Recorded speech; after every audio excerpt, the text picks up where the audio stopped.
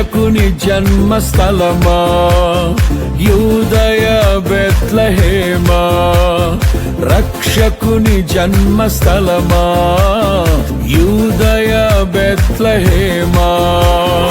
ఆరాధనలకు ఆరంభమా, హృదయార్పణలకు నివాసమా, ఆరాధనలకు ఆరంభమా, హృదయార్పణలకు నివాసమా.